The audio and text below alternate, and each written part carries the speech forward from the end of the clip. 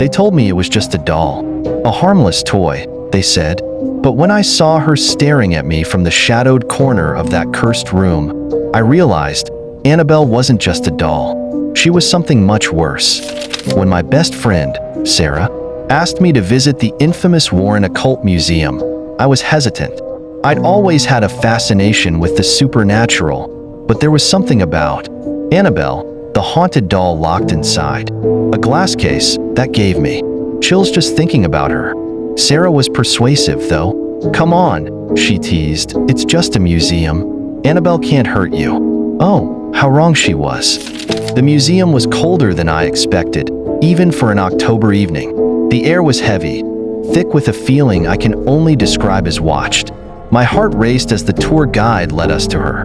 Annabelle, her painted eyes, seemed to follow me as I stepped closer to her case. The guide warned us not to tap the glass, but Sarah, always the rebel, brushed her fingers against it with a smirk. The temperature dropped instantly. My breath fogged the glass. Sarah and I exchanged uneasy glances, but neither of us said a word. That night, I dreamt of Annabelle. The dreams didn't stop. Every night, I saw Annabelle sitting at the foot of my bed, her head tilting slightly, as if she were listening to my breathing. One night, I woke up suddenly, heart pounding. There was a faint whisper, soft but distinct. "Let me out."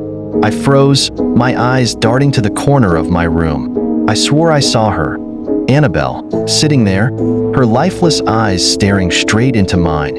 I turned on every light in the house and didn't sleep for the rest of the night. Things escalated quickly after that. Objects in my house began to move on their own. My keys disappeared, only to reappear in impossible places. My cat refused to enter my bedroom, hissing at the doorway as if something invisible stood there. One morning, I found a single note written in childlike handwriting on my mirror. "You shouldn't have come." That was the breaking point.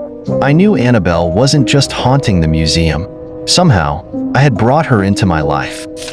Desperate, I reached out to a paranormal investigator. They told me Annabelle thrives on fear, and by acknowledging her presence, I had invited her into my world. The solution?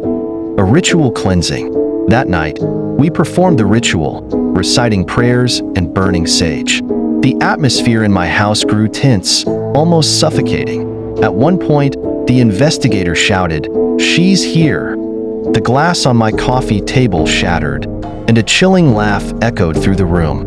But then, silence. It's been months since the ritual, and things have mostly returned to normal. But every so often, I catch glimpses of her. A shadow in the corner, a faint giggle in the dead of night. People ask me if I believe in haunted dolls now.